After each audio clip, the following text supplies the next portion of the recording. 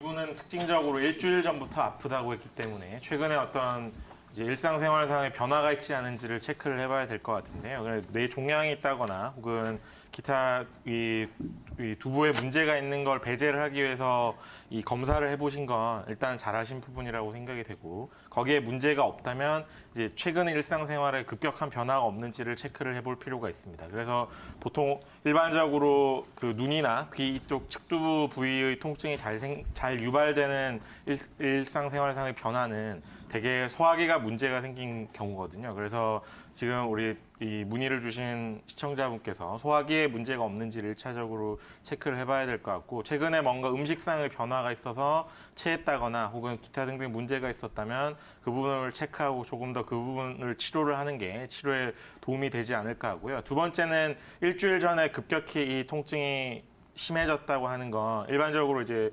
이 10월, 11월, 12월 이런 무렵에 잘 생기게 되는데, 급격히 날씨가 추워질 때 일반적으로 이 후두부나 이 경황부의 근육들의 과긴장 상태가 유발이 됩니다. 그래서 생기는 문제이기 때문에 이런 어떤 추위와 관련된 부분들을 체크를 해보고 정상적으로 이제 그걸 돌려주는 쪽으로 케어나 치료가 돼야 되지 않을까 생각이 들고요. 세 번째는 이 환자분께서 특징적으로 고개를 숙일 때 이제 통증이 더 심해진다고 하셨는데, 고개를 숙일 때 통증이 더 심해지는 대표적인 질환은 뇌종양인데, 뇌종양이 문제가 없다고 룰아웃이 됐을 경우에는 일반적으로 고개를 숙일 때 혈압이 상승을 하거나 혹은 혈압이 하강하는 등의 혈압상의 변화 때문에 통증이 더 심하게 유발되는 경우가 있거든요. 이 얘기는 뭐냐면 환자분이 기본적으로 지금 현재 컨디션이 두면부로 이 혈액의 충혈이 있고 그다음에 혈압이 다소 올라갔을 여지가 있다라는 이야기입니다. 그래서 그걸 개선을 해주기 위해서 생활 습관상의 변화가 일어나야 되고, 이제 보통 충혈이 심하게 일어나신 분들의 경우에는 이제 그냥 간접적으로 체크해 볼 수 있는 요소가 배가 굉장히 차가워진다거나 아니면 손발이 굉장히 차가워진다거나 하는 양상들을 동반해서 문제가 나타날 수 있기 때문에 이제 치료를 함에 있어서도 배를 따뜻하게 하고 손발을 이제 족욕이나 이 수욕을 해서 손발을 주물러서 손을 따뜻하게 완화를 시켜주는 게 이 부교감 신경을 이완을 시켜서 혈압을 안정을 시키고 이제 두통을 개선하는 데 도움이 될 수 있다고 이제 말씀을 드릴 수가 있고요. 마지막으로 이렇게 급격히 이 두통이 일어나게 되는 가장 흔한 요인 가운데 하나가 커피입니다. 최근에 이제 커피를 많이 드셨고 그다음에 추위에 신체가 굉장히 민감하게 반응을 했다면 두통이 더 악화되었을 소지가 있기 때문에 카페인을 일단은 일상생활상에서 배제를 하시고 좀 더 경과를 보면서 치료나 관리를 하는 게 좋지 않을까 그렇게 생각이 됩니다.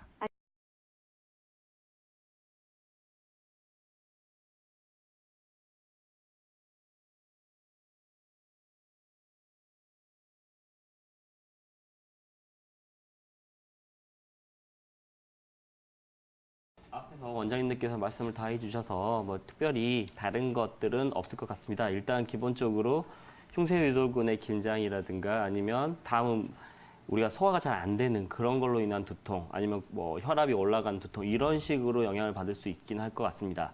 제가 이제 추가적으로 말씀드리자면 환자분의 행위 중에서 고개를 숙이거나 어떤 그 체위를 바꿨을 때 두통이 더 심해진다, 어지러움이 심해진다 이런 것 중에 하나는 이석증도 있을 수 있다는 것입니다. 일단 이석증에 대해서 말씀을 드리자면 이석증은 전정기관에서 나온 그 이석이 제자리에 있는 게 아니라 반고리관으로 넘어가서 림프에 영향을 주고 그것들이 어떤 체위를 변형시켰을 때 평형 감각을 영향을 주면서 어지럼이라든가 두통이라든가 구토 이런 것들을 유발할 수 있다는 것입니다. 특히 50세 이상의 경우에 나타나기 쉬운데요. 이것은 뇌의 허혈 증상이 나타남으로 해서 그 이석이 불완전하게 형성되고 또한 이석 기관 자체의 퇴행성 변화로 해서 유동성의 그런 석회화 물질이 생성되면서 이런 것들이 이제 이석을 더 유발시킬 수 있다는 것입니다. 따라서 지금 어떻게 보면 이 환자의 경우에는 이석증이 아닐 가능성이 높기는 하지만 혹시 다른 환자분들 중에서도 이런 어떤 체위 변화, 그러니까 머리의 변화로 인해서 두통이 심해지거나 어지럼증이 심해질 경우에는 이석증이라는 것도 한번 고려해 보시는 것 의미가 있을 것이라고 생각을 합니다.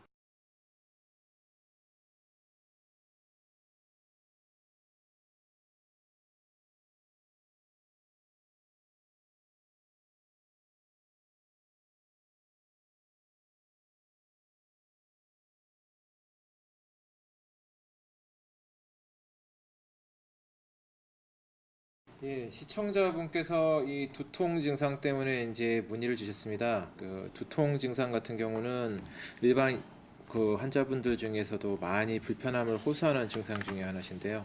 뭐 이 시청자분께서도 이미 해보셨겠지만 내가 머리가 아파서 머리 뇌에 이상이 있는가 걱정이 돼서 이제 검사를 보통은 많이들 하십니다. 뭐 CT나 MRI 뭐 여러 가지 검사를 하게 되는데 그럼에도 불구하고 아무런 이상이 없다 이렇게 나오는 경우가 대부분입니다. 근데 그 검사 결과상 이상이 없다 해서 아무리 이상이 없는 게 아니거든요. 그래서 양방병원에 가서 MRI나 이런 값비싼 그 검사를 하고 결국 타이레놀이라든가 이런 진통제만 처방받고 이런 경우들이 많습니다. 그래서 이제 치료가 안 되니까 한의원에 오시는 안타까운 경우들이 많은데요.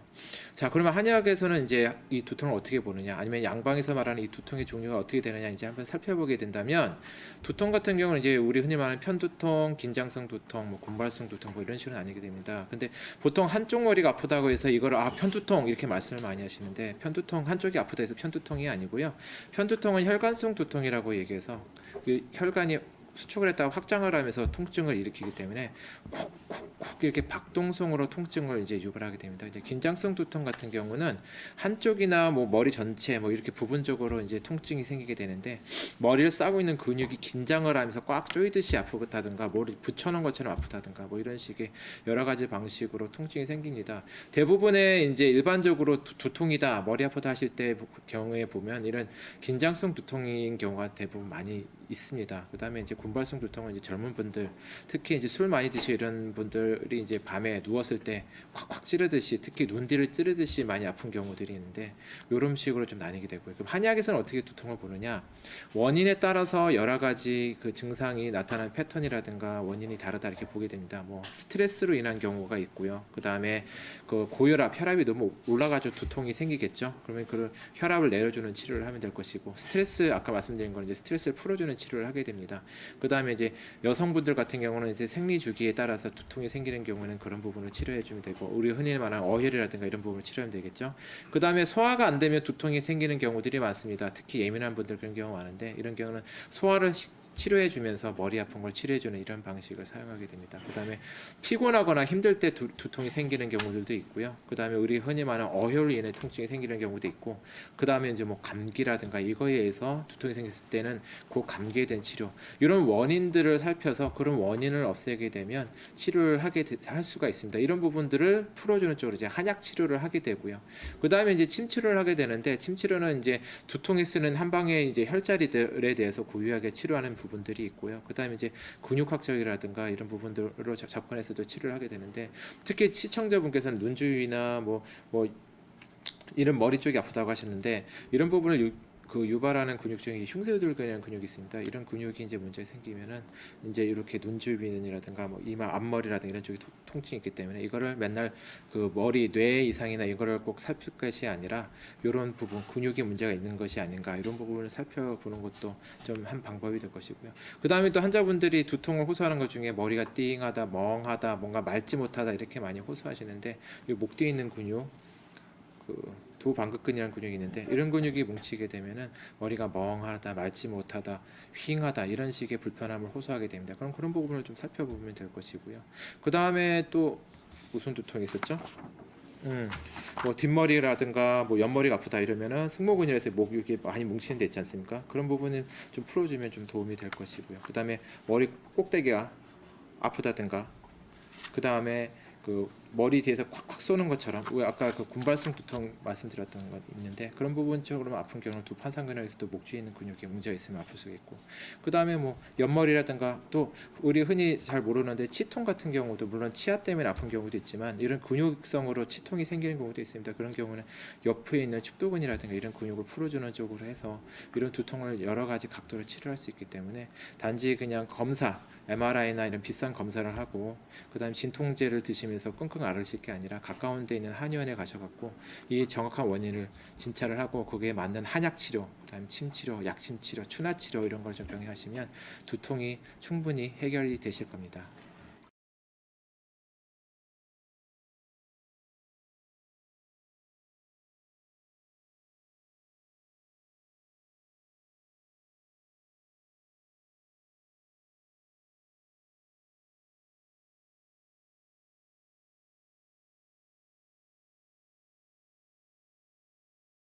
네, 지금 시청자분 문의를 주신 내용은 이제 두통 중에서 앞쪽 머리가 이제 불편하신 걸 또 얘기를 하고 있는데요.